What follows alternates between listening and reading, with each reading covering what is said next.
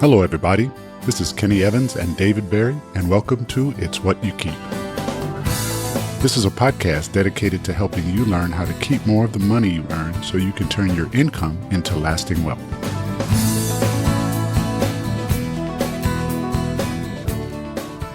Hey, Dave. Hey, Ken. How you doing? Doing great, man. How are you? I'm doing good. Good, man. Good to talk to you again, as always. So we're going to jump into some stuff here for our audience. We've had some good discussions around, creating a nice solid foundation for our financial health and wealth using our income. And one of the things we want to focus on is, now that we've covered the basics about, focusing on what our expenses are, what our income versus outgo is, and creating a budget. We want to try to make this as easy as possible. What I mean by this is how we address paying our bills so that we don't mess up. I mean, we've done all this work to build this foundation and to build a plan. And I think what we want to cover today is how can we automate some of this plan? In other words, instead of going in and having to pay every bill, manually, quote unquote, or write a check or whatever, we have the tools to automate a lot of this, right? Yeah, right. And so that said, I want to just point out that this particular episode, we are mostly talking to folks who have a bank account or are planning to get a bank account. We know that there's a lot of folks who don't have bank accounts for various reasons. Some people, some of our older parents and grandparents have experienced times where banks weren't all that reliable, so they don't necessarily trust banks. They may have passed that on to their children or grandchildren, or, you feel like you don't have the wherewithal to open a bank account. And we will address specific topics and tactics for people without bank accounts in another episode. Is that okay? Yeah, no, I think that sounds good because, there's a lot of ways that we can use, the automated systems that we have, today to make things easier for us. Yeah, I agree. But a lot of them, with the, we're talking to possibly a generation out there too, who have never known a life without the internet, for example. Like you and I remember a time where there was no the interwebs were not out there. But certainly, it kind of surprised me. I think it was last year that the iPhone just turned 10 years old. I think it felt like it'd been around longer than that. But now with all these ways to electronically handle money, because I think you've said it before, it's all ones and zeros, right? That we, take advantage of that and leverage it to help automate and ease our budget management practices. And that's right. Yeah, there are a lot of tools out there that we can make use of. And a lot of the banks, have these tools that you can use just to make things much easier and much more consistent for you. Good point. So why don't we kick off? Why don't you tell us something about how should we start this automation journey? Yeah. So when we look at, using our bank to pay the bills that we have, it would take me, when I look back before I did this, it would take me an hour to write checks, put stamps on the envelopes, address envelopes. It would take me an hour to do all of my bill pay. And now with my bank, it takes me maybe 3 minutes. Oh, wow. Okay. Maybe That's 3 quite minutes. a difference. To pull it up and then just check boxes and put numbers in and then hit a button, send. Right. So it saves a lot of time. So when we look at automating our bill pay, the thing that we should look at is automating the fixed bills that we have. Our mortgage, our rent, phone, these are bills that do not change, frequently. Your mortgage is going to be the same all the time. And so when we looked at, automating, choose those bills first, because that makes everything predictable on the day that you choose for it to come out. So if your mortgage is due between the 1st and the 5th, well, you can set up an automated bill pay such that mortgage amount that amount comes out of your account every day or every month at the same time. This way you don't have to think about it. You just have it set up and it goes. So just real quick, this would be in replacement even the 3 minutes that you would spend on a monthly basis. You wouldn't even have to go to it. If the bill is the same every month, this would be automatic. So you wouldn't even have to go to your bank other than to check to see if it occurred. That's right. You don't have to do anything. It automatically comes out of your account. And you do this with the fixed bills first, because these are consistent bills that you have month to month to month. You set it up, and you want to make sure that you set it up to come out when, right around just after payday, because you want to make sure you have that set amount in your account. Because one of the things that if you set it up, you don't want to set up a bill pay system and money not be there. So you want to make sure that the money is there. So you said set this up right after payday. So do you have the option of setting up your bills to be due on a certain day? So all of your bills have a due date, of course. Okay. And right. so you can, talk to your creditor and say, hey, can I change and alter my due date? Because now this is a system, these consistent bills that you're setting up first, the phone bill, insurance, these are the first things but these are not all the things that you have. You've got to make sure that this system of paying your bills fits into the rest of your expenses as well. We'll cover that a little bit later. On some of my bills, it says if you want to change the due date, and I've never exercised that, but I mean, it sounds like that's what you're talking about. They actually offer that. It's like, it's not going to hurt them if you change it by a few days or whatever. Yeah, no, that's right. They give you the option of changing your monthly due date. That's fantastic. Okay, go ahead. And, one of the things that, we have to take a look at is not everybody gets paid on the 1st and the 15th. That's true. Some people get paid every 2 weeks or weekly. Right. And so now the check amounts are different, and you've got to look at this, from a system level. But the first thing we start with are the fixed, predictable amounts. Utilities are, part of that too, but they can vary a little bit, with, weather and things like that. But those are the fixed bills that we should, look at automating first, so we can just clear those off. Got it. So how often should I be looking at this? So I've set it up. Is there, for example, annually every year, I know that there's a potential for my mortgage to change, or my mortgage payment. Yeah, that's based right. on taxes, based on my insurance or whatever.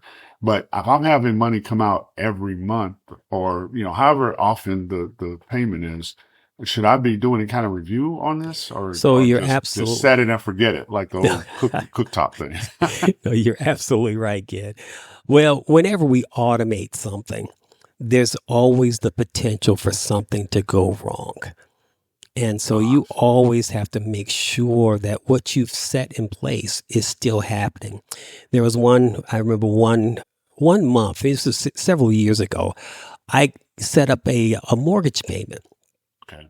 And something happened. I don't know if I clicked it twice. I'm not sure what happened, but instead of one payment, they took out 2 payments. Ouch. So 1 month I paid 2, and I'm looking at my account. I'm like, what has gone on here? Right. And, sure enough, why would it have to be the largest bill? Yeah, of course. I was just thinking the same thing. I'm like, of all the bills, not a $20 bill, right? It's going to take out a mortgage, 2 of them.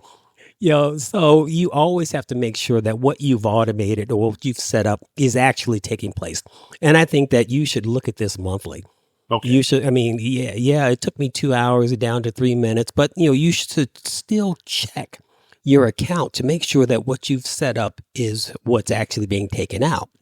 Now, another thing that can happen, we think that these bills are fixed, but a lot of these bills, like internet, utilities, insurance, sometimes they change. Okay. And you will get correspondence. You have to make sure you read the correspondence. And sometimes I'll get, checks or, letters from my mortgage company or the phone company or, my cell. And I think, well, it's automated. I don't have to look at that. But that information says, hey, next month, your bill is going to go up to this amount. I've had Yes. an insurance bill, my home insurance. Okay. It doubled. And I was Whoa. unaware because I did not look at it. They What sent me a when you say letter. look at, what do you mean? That like they sent you a letter or an Oh, email or something? yeah, no, they sent me a letter. They sent me Wow. a letter saying, hey, your insurance is going to go up to this amount. And I escrow for my insurance, Right. You're into your mortgage my mortgage holder or payment. whatever, Right. right? It's rolled in. So the bank will pay my homeowner's insurance. Okay. And so it had doubled and I wasn't aware. And my bank paid it because they said, Wow. well, you're Out of escrowing. your This is the escrow. amount. Right. Exactly. Out of my escrow account. And my escrow went negative. And so Ouch. then I get this, mortgage payment, which is really high. And so I call them and I say, hey, what happened? They said, well, your insurance went up. And so we paid it. So now your escrow is negative. And so you have to make that up monthly. So that's why your mortgage payments are going up. And so I looked at that. I was really caught by surprise.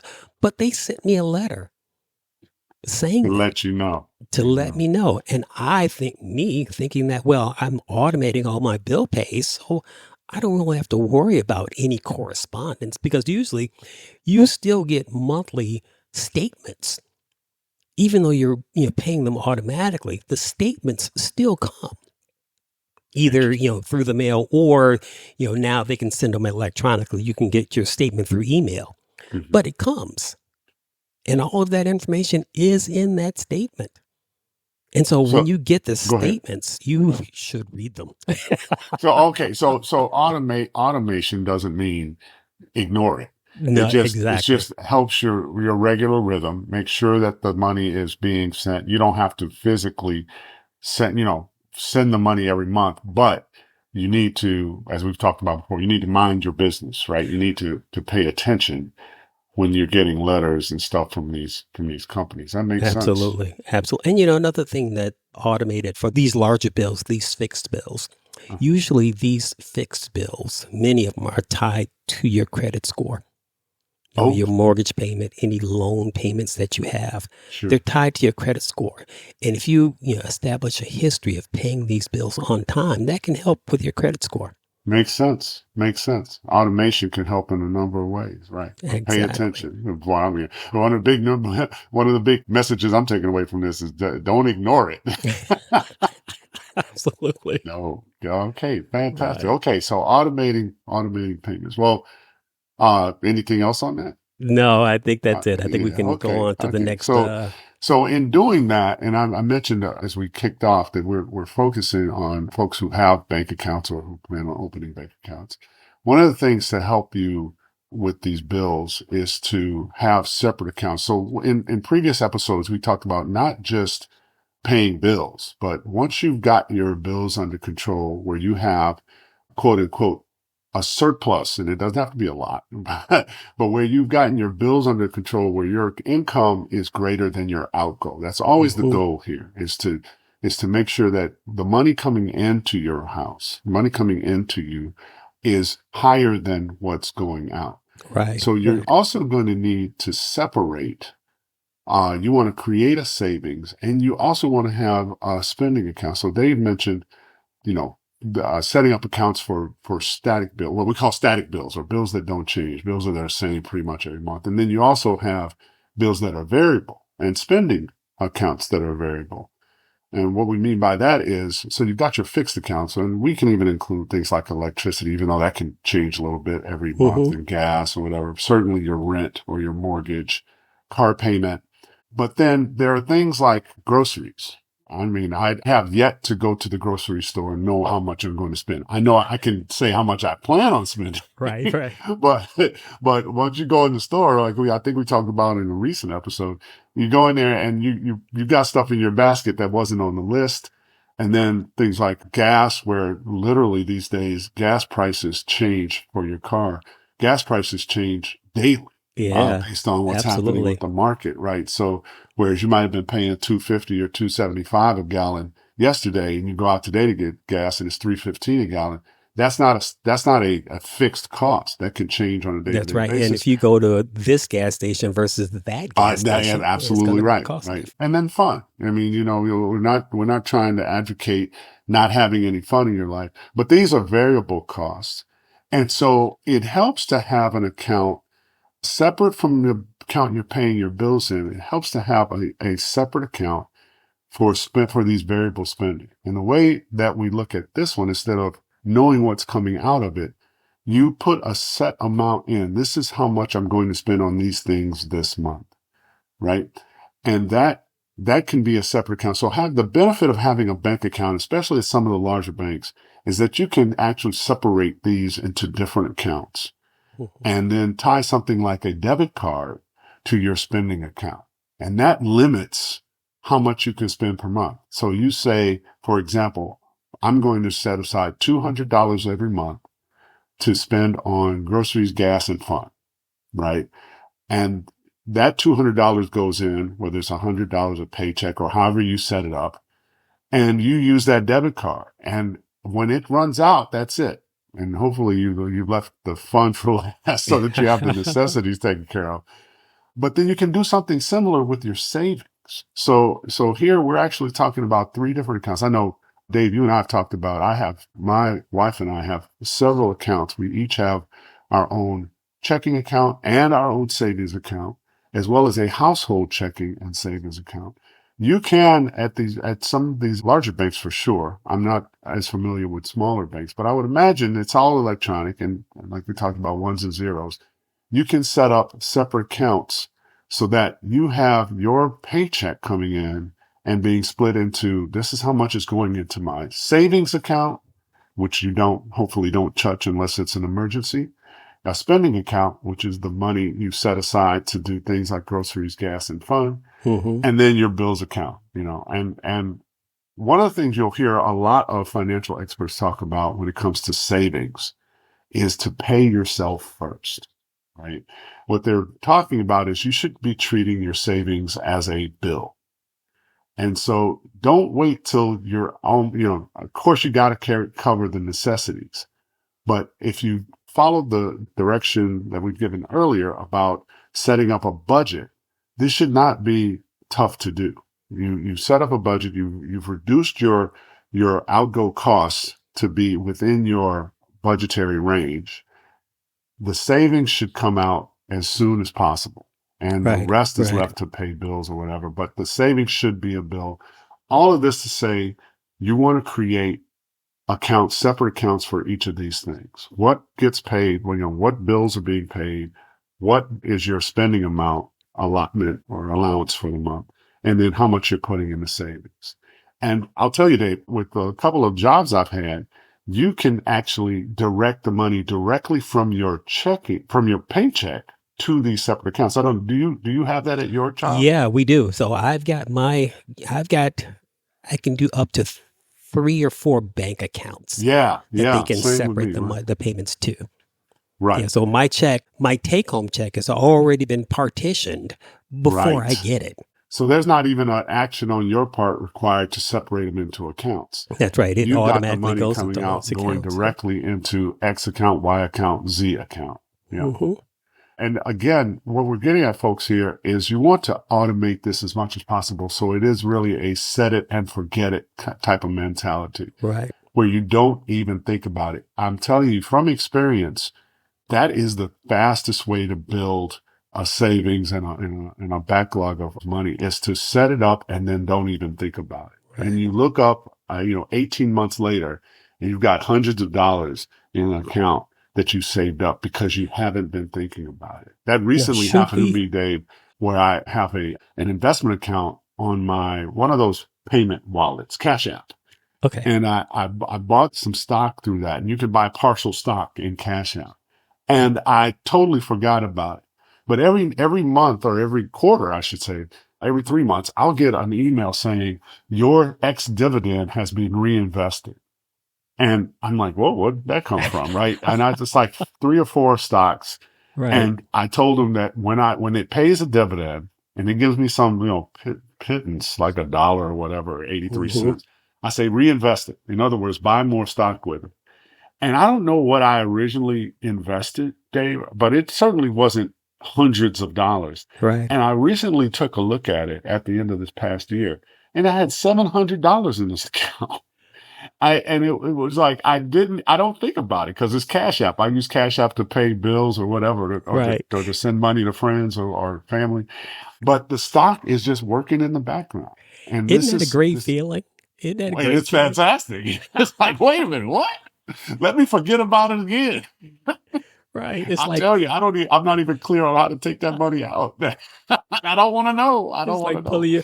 pulling your pants out of the dryer and finding a $20 bill in the pocket. Right. It's a great feeling. So this is Yeah. one of the benefits we feel that could come from automating. Yeah. Now these separate accounts that you talk should those be reviewed periodically as well? Obviously, I think monthly is where you want to go in reviewing any of these. Now, in terms of savings, if you're saving and you're not spending out of your savings, I don't think you need to review that as much, except if you're in accounts that have variable interest rates. And the reason I bring that up is because, as we've seen in recent months, for whatever reason, interest rates have been going up and down, up and down. Last year, when interest rates were, I say, relatively high, and then they haven't been high for years now in terms of, at one point you could make 6-7% on a savings account. We haven't seen levels of that in a decade at least. But some savings accounts or some will advertise to you, hey, we're paying 4% on savings where you're getting 1% from your regular bank. Put some money in here. But they change every time the Fed meets, which they meet quarterly, to decide the base interest rate for everybody. It's been going down recently. And every time they adjust that, the savings account will adjust its rate as well. Right. Because the way the banks make money is they pay less interest than they charge, right? And so if you're borrowing money from a bank, which is what they use your savings for, is to loan it to other people, they want to pay you less interest for that money than they're charging someone else. So Sure. if they're limited to charging somebody, say 8%, they can't very well pay you 10%. Right. They have to adjust. So they adjust every time the federal government adjusts the interest rates, at least downward. I have to see if it's true for upward. But so it pays to check those accounts. But in terms of spending accounts, yeah, you need to be looking at those on a monthly basis. Right. Yeah. Especially if you're using a card, to do a lot of your groceries, you want to make sure that it's there. It's Absolutely. an embarrassing situation. You get to check out. You got to make sure the money's in there. So that's the key drive. Thanks for that, Dave. That's the key driving reason to look at the accounts regularly, is to make sure that you got the money in the account to cover your Right. needs. Yep. That's it on that. So I guess the last category that we want to kind of take a look at automating is our variable spending. We touched upon, some of these already, but your groceries, your dining out, your personal spending for clothes and things like that. You want to make sure that you set aside, or one of the things you can do is set aside money in a digital envelope or a bank account where you can actually automate payments into those buckets, these categories. And you want to make sure that you can do that, we have to look at this as a system. Right. Fixed bills, utility bills, personal spending, and now dining out and personal expenses. So those things can be automated as well. Put a certain amount of your paycheck in these different buckets, and that's automatically, put into those categories. You can do this through your banks or some automated app that you can get. But you make sure that you put in a reasonable amount. And when that amount is gone, so let's say, for example, you put in $50 a month for, dining out. Okay. Now, you don't have to spend all of the $50 in that one sitting, but once, like one, day. Mm-hmm. But once that $50 is gone, don't take out another 25 or another 50 until next month. Next month, there's another $50 that will be automatically put into that bucket for of spending. Right. Don't try to, well, I'm just going to So I borrow yeah, from next I'll month, make it up later because that right? later never comes. Right, exactly. Well, I won't get out next month. Uh, you so just true. you just keep rolling, right? So you make sure that once you isolate money into these different buckets or different accounts, try to stay within those resources that you've allocated. So $50 is $50. Once it's gone, it's gone. No tipping up. You Okay. can't put money in more, and don't borrow money from this account. Try not to. Try to stay within those means. So you I can think that's the automate. biggest Yeah. exercise here, Dave, is that we have to discipline, which we've talked about on many episodes prior Oh, to this. absolutely. It's a discipline. It doesn't. I mean, as much as this is the automation process is trying to help this become background noise, something that you don't think about. It is not without its effort because it's so easy to go out and spend money, uh, you know, indiscriminately. Just go out and spend, but that's not how you become financially secure, and it's certainly not how you become wealthy. No, absolutely. And these are tools. These are tools to make our lives easier. But a tool has to be used properly. Yeah. It Yeah. has to be used, and it has to be used. You can have a tool and not use it. Right. Yeah, a screwdriver does you no good hanging on the wall. You Exactly. But you have to use pick it it. up and use it. I got you. And it takes So, time. It go. takes time and effort and discipline, even with these tools.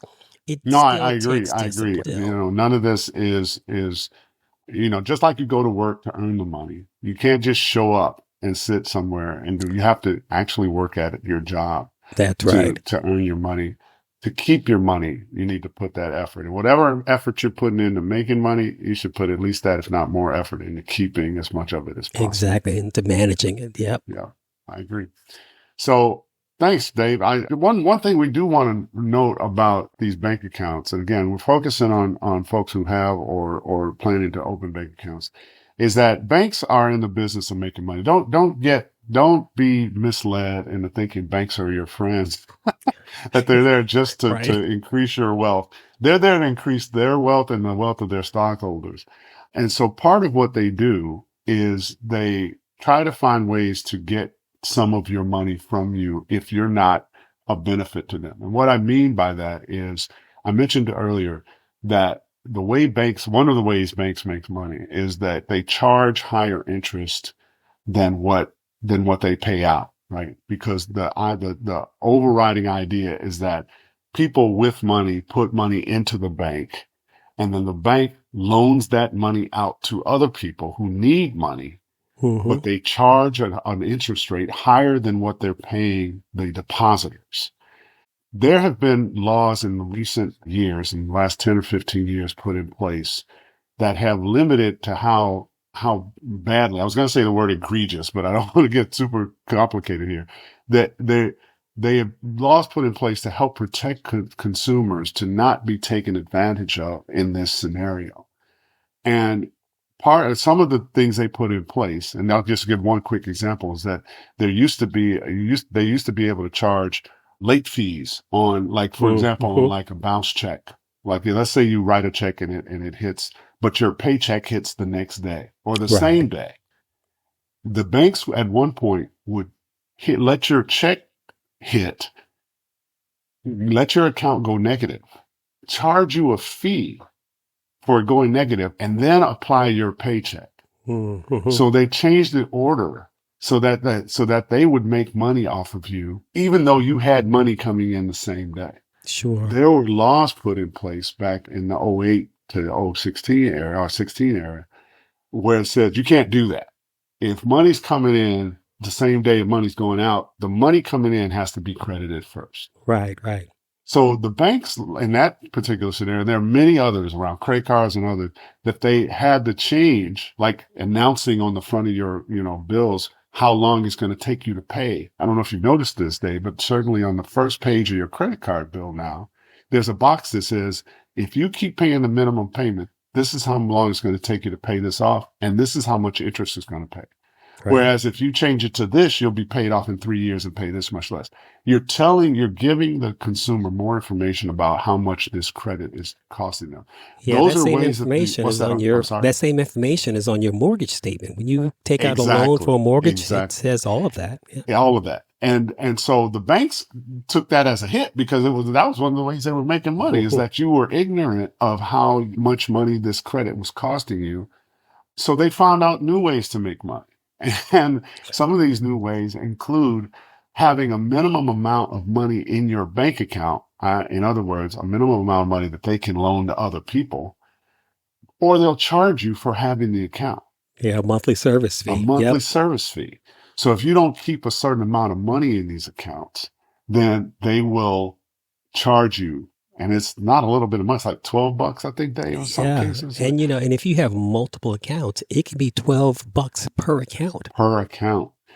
So just a heads up in maintaining and managing multiple accounts or any account is be aware of the fees. We don't want fees eating into your wealth building when you're doing everything else right. Just be aware of that. Banks offer lots of different combinations of checking and savings account. And they'll say if the combined balances are this, that, and the other. Be mindful of that. We just want to give a heads up as much as there are, the banks do have certain ways that you can avoid these fees, and you have to pay attention to those. I know some of the ways, like Ken mentioned, a combined balance on different accounts. Another way that, banks allow you to avoid that service fee is to have a direct deposit into those accounts, or a bill pay for those accounts. And so those are ways that you can avoid paying these monthly service fees. And so if you have one, it's best to contact your bank and say, hey, how can I what is the ways that are available for me to avoid these service fees? Right. And all the stuff Dave just mentioned, those are other ways for them to make money. So they don't charge you, right? It's like if you have direct deposit, then we know we're going to see your money before anybody else does. They like that. Or if you're paying bills out of them, they actually get some kind of, kickback from the creditors or from your bill pay in terms of you using their bank to pay your bills. It doesn't have to be a lot. They're dealing with millions and millions of customers. 2 cents to them means a lot of money. Sure. And it's not unlike your cable or your streaming service, right? You can pay this much and deal with commercials.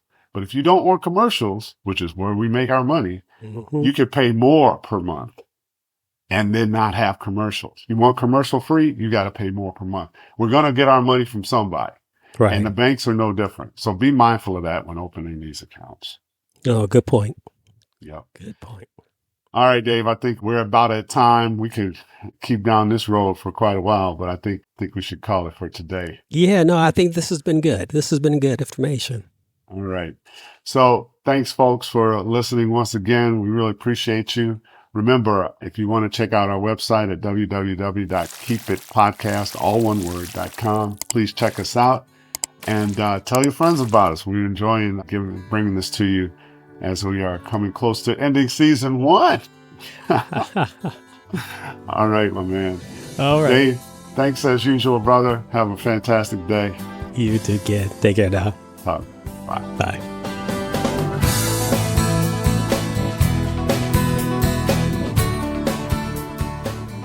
Hey everyone, thanks for listening. Please be sure to visit our website at www.keepitpodcast.com. That's www.keepitpodcast, all one word, .com. There you'll find links to websites and blogs related to building wealth and other useful information. You can also leave comments about our show and listen to or download all our shows after they air. Also, as a reminder, this show is for informational and entertainment purposes only and should not be used as financial advice, as we do not know your specific circumstances and are not your fiduciaries.